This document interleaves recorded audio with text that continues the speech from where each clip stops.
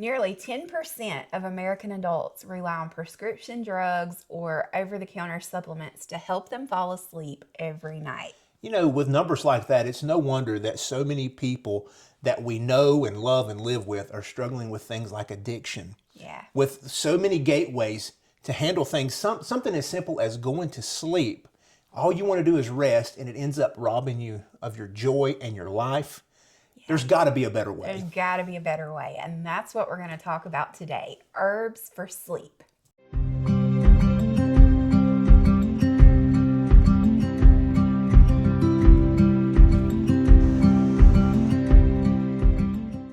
Welcome back, friends.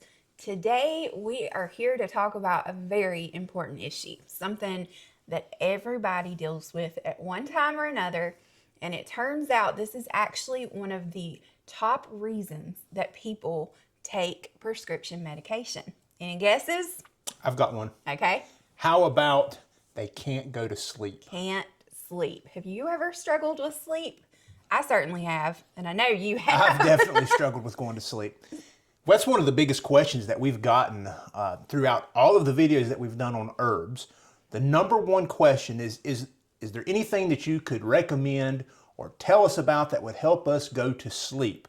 And the answer is yes, there really is. That's right. So I did a little research on this, and nearly 10% of adults in America take something for sleep either every day or almost every day, which is wild. Yeah, it's no wonder that there's so many people that are having substance abuse issues, especially with prescription pills. Did you know that the vast majority of entrance into substance abuse is because of sleep? People are tired and they just want to go to bed. And whenever they reach for things over the counter or even prescription wise, more oftentimes than not, it does work. It does make you go to sleep, but it comes with some nasty side effects. Yeah. So for us, we have both struggled with sleep in different ways. And one of the most reached for things when people struggle to sleep is typically melatonin. It's natural, right? I'm pretty sure we have a bottle of that in the house. We do. And I used to rely on melatonin pretty heavily. But then recently, some research has come out that shows if you take melatonin every day for more than a year, there are some serious risks, especially as you get up in age. So there's actually potentially a link between long-term melatonin use and heart failure. And so I will link that article below. If you are taking melatonin, you need to read about this because it's important. That's interesting. Of course, anything that can lead to potentially having heart issues is always going to get my antenna up because I have heart disease. I'll give you a little bit of backstory on that. So when I was 28, I was diagnosed with HCM. Actually, to be more specific, it was obstructive hypertrophic cardiomyopathy. And all that means is that I had a birth defect essentially with my heart, and it developed differently than what most people's do. And the septum in my heart, which is the wall that separates the left and the right side, the ventricles and the atriums, the septum was too big. And so I had heart surgery.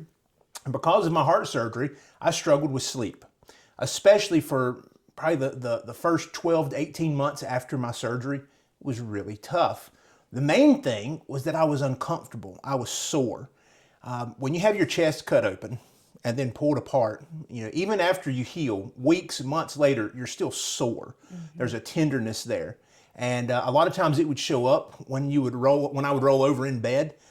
Maybe you're a back sleeper or a side sleeper or a stomach sleeper. Everybody's different. I'm more of a side sleeper. And so I'd roll over on my side and all that pressure would hit right there on my chest. And so I couldn't sleep. And I was up all the time. And you know, everybody and their brother wants to get 8 hours of sleep. I don't remember the last time I had 8 hours of sleep. So I went to Amber and I was like, listen, I need some help. Now, keep in mind, this was years and years and years ago.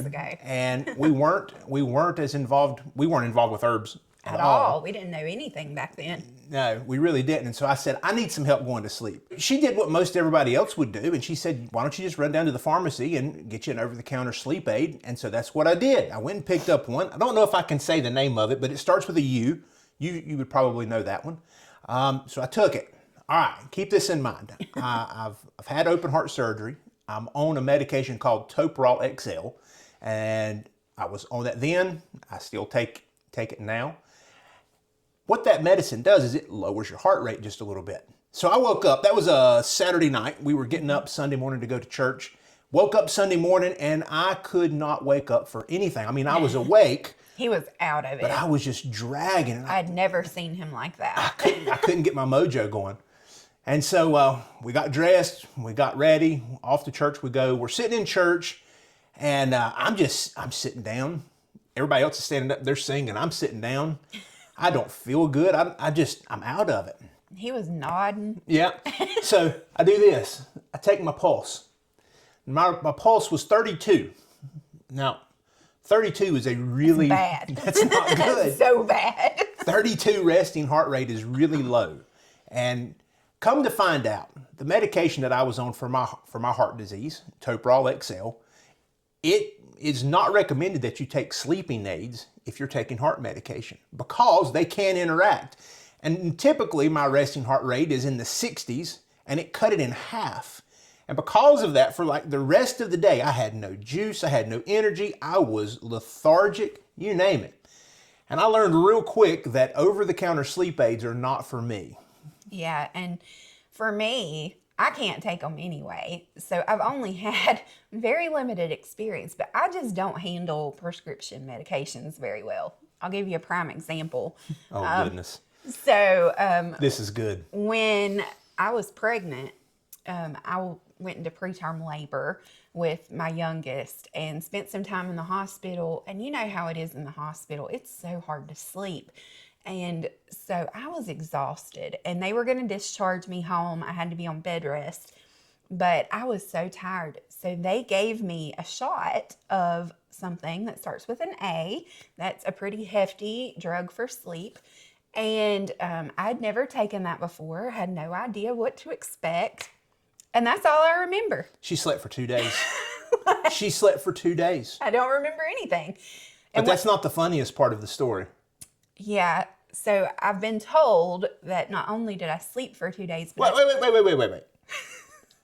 This happened late in the night, early in the morning. We get back home. It's probably 1:30, 2 o'clock in the morning. I get her in bed. I get myself in bed, go to sleep. I wake up the next morning and it's probably 6:30, 7 o'clock. Go from there. Well, he tells me that he found the kitchen a disaster. And apparently I had been sleepwalking and had cooked a whole meal in the middle of the night, ate the whole meal by myself and left the mess and then went and got back in the bed. I have no memory of any of this. It's hilarious. I've never again taken sleep drugs because obviously I can't handle them. And you know, that may be your story as well. I think we've talked with enough people and had enough comments, especially here on YouTube, but really with the people that we interact with on a daily basis. Plenty of people have a hard time handling over-the-counter or prescription medication. A lot of times it's stronger than you anticipate, and it can have some side effects that you weren't anticipating as well. Might end up sleep cooking. You know, there's sleep cooking. So is there an herbal alternative? Is there something that we can do without having to go to the drugstore? Yes, there are actually tons of herbs that can help with sleep. But which herb you need really depends on why you can't sleep. Just like anything else, we got to get to the root cause because there are lots of reasons your sleep may be bad. It could be that your nervous system is really out of whack. It could be that your cortisol levels are too high. It could be that maybe it's just like your racing thoughts. You can't get your mind to calm down enough to fall asleep. Maybe you fall asleep fine, but you wake up constantly and you just can't stay asleep. So there's different herbs that address all of those things. And what I prefer to do, because we never really know what's causing it, is when I make an herbal tea or a tincture for sleep, I use all of the herbs and I put them together in a blend. And then no matter what your root cause is, it's in there. So this right here, this is our sleep tea blend. We call this Better Sleep. It has 6 ingredients, and all of the ingredients in this tea help with sleep in different ways. So what's the number one herb that most people think of when you're talking about sleep? What are things that people reach for most often to help them sleep? So if you would like go to the grocery store and you would buy there's a tea that most grocery stores carry called Sleepy Time tea. The number one ingredient is usually chamomile. So I love chamomile, but I will tell you, I have tried Sleepy Time tea from the store, and even me who gets kind of extreme effects from things, it didn't really help. It didn't make me sleepy. But if I make a cup of tea with this kind of chamomile, like from my garden, dried, it will absolutely make me sleepy. Now, chamomile is especially good because it calms racing thoughts. So if your issue is you lay down to go to sleep and then all of a sudden, like your brain just won't turn off. Okay, I can identify with that. I'm ready to go to bed. I'm sleepy. My eyes are heavy. I lay down, and all of a sudden, I'm working out the world's problems from my pillow top. Yeah, or maybe you're replaying, what happened that day. Or for me, I'm usually thinking about what all I need to do the next day, and then I get myself so wound up thinking about that I can't settle down to go to sleep. So chamomile is the herb that's going to help most with that. Now there's another one, and it is included in my little blend here, called valerian root. Valerian root is a lot more hefty. It's a lot stronger than chamomile. Take you a good whiff of that. All right. Valerian root has a very interesting smell. It smells horrible. Just tell them the truth. It doesn't smell good. I hate the smell of valerian root. It doesn't smell good. Honestly, I would compare the smell of valerian root to horses. I don't know why, but it smells like a horse barn to me. It does. I could get that. It smells like you walk into a barn. It's interesting. It's a very earthy, pungent smell. Now, valerian root is strong, okay? It is from the root of the valerian plant. And if you're a person that needs something a little heftier, like Josh here, if I give him a cup of chamomile tea, it will calm him down. It might reduce his stress, but that is never going to make him sleep. Even a chamomile tincture I've tried with Josh, and it didn't do anything. I mean, he was kind of relaxed, but he didn't go to sleep. True story. So then I started using the valerian root, and I made him a valerian root tincture. And the reason we went with tincture is because valerian root tea is not very good. Yeah, it's pungent. It's pungent. So in tincture form, it worked. He took that tincture and 15 minutes later he was asleep. And he never falls asleep that fast. Nope, I'm the guy that goes to bed and watches TV for an hour. And before I can already see the comments rolling in. You shouldn't turn the TV on when you go to bed. I know that. I tell him that. I get it, but I do. Yeah, so valerian root, if your husband struggles with sleep, valerian root is what I would recommend. But then there are some other herbs that help with sleep. Another one in our tea blend here is catmint. So catmint is actually the same thing as catnip, like what you give a cat. And what's interesting is if you give this to a cat, the cat is going to be energized and excited and kind of playful. But for humans, when we take catmint, it calms us down. And catnip calms restlessness. There's a lullaby that talks about catnip tea for a baby. Sometimes catnip is used to soothe colic in babies. So it's just a very calming, settling herb. So for a lot of people, just adding a little pinch of catnip to their tea is enough, and that will make them sleep. So I include that in my blend as well. Then we have lemon balm. And I think everybody is pretty familiar with lemon balm. It would seem to me that lemon balm is probably one of the most common and popular herbs. Everybody loves lemon balm. It smells good. It smells very citrusy. Mm-hmm. I love lemon balm. Y'all know it's my favorite herb. And it's one of those herbs that makes a great tea. Not every plant tastes good in a tea. And can I just say, I know this is a little off topic. We are so used to wanting everything to taste good. Not everything has to taste good. Sure. And just because something doesn't taste good, like valerian root, it does not taste good. Now, keep in mind, there's not a ton of it in this blend because it's really strong and because of the taste.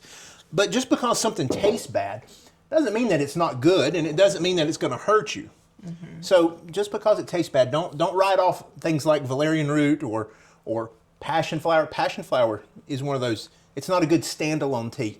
For me, you don't like I don't like it. I don't mind it. So it just depends on your palate, But that's a good point. So for lemon balm, the reason I include lemon balm in our better sleep tea is because it calms the nervous system down. And so, like, if you are stuck in fight or flight all the time, it can be because your brain is not making enough GABA, or you're not processing the GABA in your brain. And lemon balm can really help with that. Yep.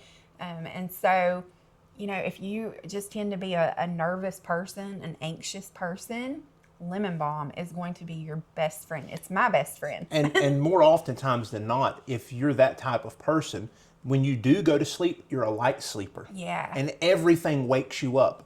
This is going to help you get into a different level of sleep so that you're not constantly waking up every 15, 20, 30 minutes. And sometimes if nervous system is the root cause, lemon balm tea alone might be enough. So you can always try that. And then, you can work your way through. You can do either single herbs or you can do a blend. So you make sure you hit it no matter what your root cause is. Okay, we have one more ingredient. And this one is Passionflower. So if you go back a couple months ago, we harvested some Passionflower together that we found growing wild here on our property. So Don't like that. he's not a fan of Passionflower. I don't mind the smell of it. I think it's earthy. No.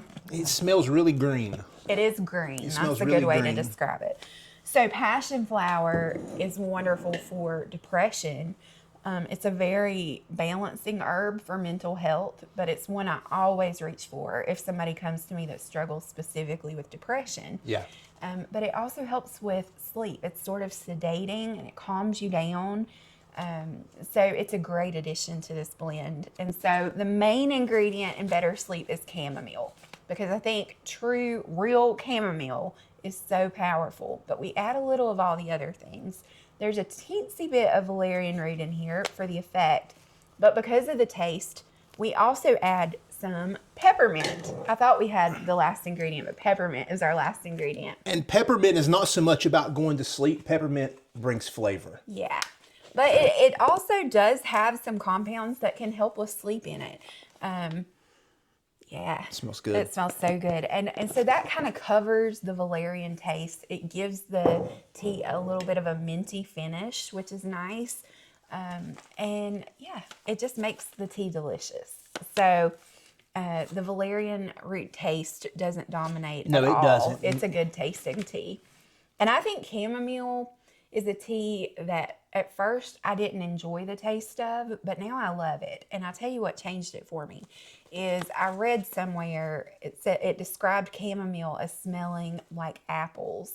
And the word chamomile actually means earth apple in Greek. Interesting.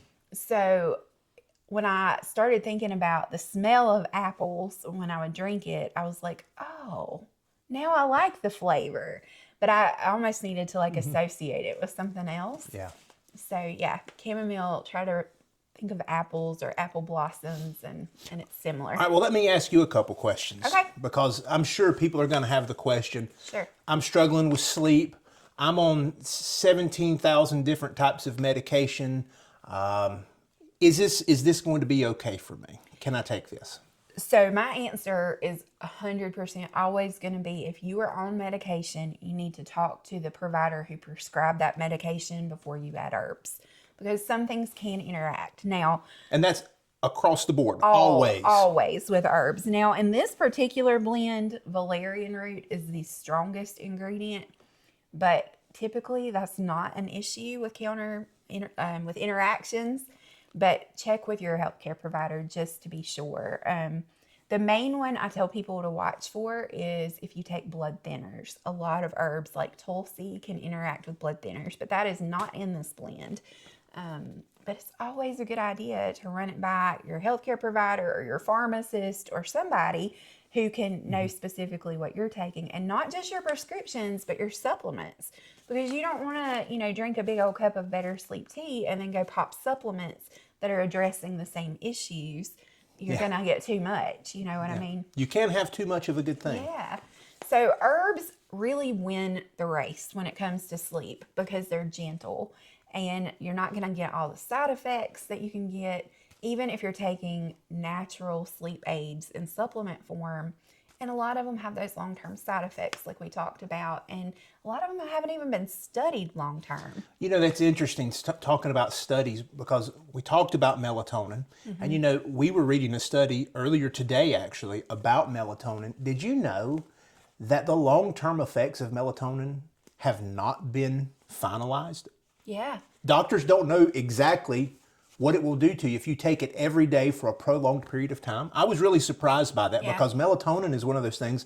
Like I said, I'm sure we have a bottle of it in the house somewhere. Yeah. And I'm sure millions of people have it all over their house. Well, and during the pandemic in 2020, there was a lot of talk about melatonin because of that. So it's been pretty big in the last few years, and I think that's why so many people are taking it. But I would urge you to look into gentler alternatives, something like a tea or a tincture. You can make your own. Listen, you could grab a bag of this and you could use half of it for tea, and you could take half of it and build a tincture out of it by combining it with alcohol or with a glycerin, or you could do an apple cider vinegar and honey. But tincturing it will make it even stronger. Essentially, like you would need to drink 5 cups of tea to equal 1 dose of a tincture. So it's just a stronger effect, but you make it from the very same ingredients. Yeah, that's been another question that a lot of people have asked. Are the herbs different for tinctures versus for teas? No, it's the same herbs. Yeah, and people have asked too if we sell the tinctures, and we don't. But we sell the herb packs so you can make your own tinctures. Listen, I would love to provide all of the world with herbal remedies, but I can't keep up with that many orders. It's a bunch. So I would much rather teach you how to make them yourself, and then you don't have to order them. You can just make them for your family. So that's our goal, is to introduce you to the herbs and the process of how to make them, and then to empower you to make your own remedies. Right. So grab our book, The Everyday Herbalist. It's full of recipes like sleep tea. There's tincture recipes in there, and it really teaches you how to start using herbs for your family in a gentle but effective way. And we'll link that for you in the description below. All right, let me ask you another question. Okay. When you take over-the-counter or prescription sleep aids, one of the big side effects is you feel it the next morning. The hangover feeling. You feel like you've been beat up, and feel like maybe you spent the night partying and you shouldn't have. Yeah. You feel terrible. How is this going to make me feel the next morning? No, you're going to have none of that. So that's why I say herbs are gentle. They're not going to give you a hungover feeling the next morning. I mean, you're not going to accidentally sleep for 2 days after you drink a cup of better sleep tea. Even for me, like I've shared, I don't tolerate, hefty things very well. And Right. and I will drink this one from time to time if I'm struggling with sleep. Would you drink it every day? For a period, but not forever. I don't think even herbs you should not use forever every day, because you're going to build up a tolerance to them. So a general rule of thumb that I give people is, if for sleep, for instance, if you need to take this every night for more than 2 weeks, you need to dig into what's going on. Yeah, there's obviously a root cause Yeah. that needs to be addressed. Yeah. And so even, I've told you guys, I take lemon balm almost every day because it's so helpful for the things I deal with. But I take a break. So I won't take it for more than about a month at a time before I'll take 3 to 4 days off, and just kind of give my body a chance to reset and kind of see where I'm at. And one of these days I'm going to get to a point where when I do that, I'm like, I'm good. And even now, like, I require so much less than I used to take. I used to take tons of lemon balm, and now I take it, just a tiny little bit. Yeah. All right, let me ask you another question. Okay. Because I'm sure that there's a mom or a dad or a grandparent that's going to ask the question, what about for children? Children can drink this one. There's nothing in here that I would not give to my children.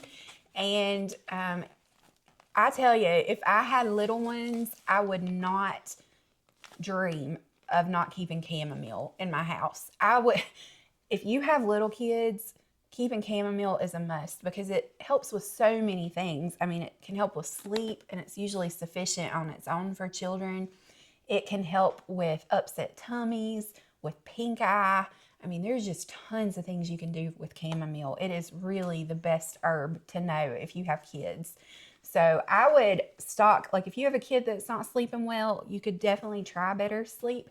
but I would also just get a bag of plain chamomile, and we carry that in our shop too. Or grow some chamomile in your garden, and your kids can help you harvest it. Yeah. So the big idea today is if you are struggling to sleep, number one, you're not alone. Turns out that 10% of Americans are just like you are, and they're not sleeping at night without a little support. So I want to encourage you to look into gentle herbal options, because these are going to be so much better than relying on those supplements or prescription drugs, and they can unlock better sleep for you and your family. And speaking of better sleep, that reminds me, we have something pretty special coming next week. You know, the sleepiest time of the year. It's right after Thanksgiving dinner. Ah, yes. All the turkey, it makes you sleepy. So I know we've got a couple weeks left till Thanksgiving, but next week we are going to celebrate Thanksgiving a little early, and we're going to bring you into the kitchen, and we are going to cook a Thanksgiving meal together. And I'm going to introduce you to everybody in my family, and they're going to be helping me cook. And most of the herbs that you see behind us are going to be incorporated into the meal. That's right. We're going to cook a meal full of herbs, and they're going to have medicinal benefits and not just be delicious. But it will be delicious. It will be delicious. So come back next week and join us for our special for Thanksgiving. It will be a little bit of a different video, but we're really excited to share it with you. And don't forget to visit our shop and grab whatever herbs you need. We have single herbs, and we have tea blends like our Better Sleep and our Flu Balm, which, by the way, holy moly, guys, you guys have bought so many bags of Flu Balm. I think we've made like 100 this week. It's crazy. It's a bunch. So thank you for supporting our little shop and for buying your herbs from Gracewalk Farm.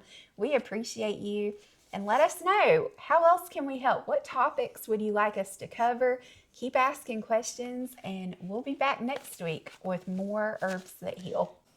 If you're tired of being tired, grab you a bag of that. It'll help you go to sleep.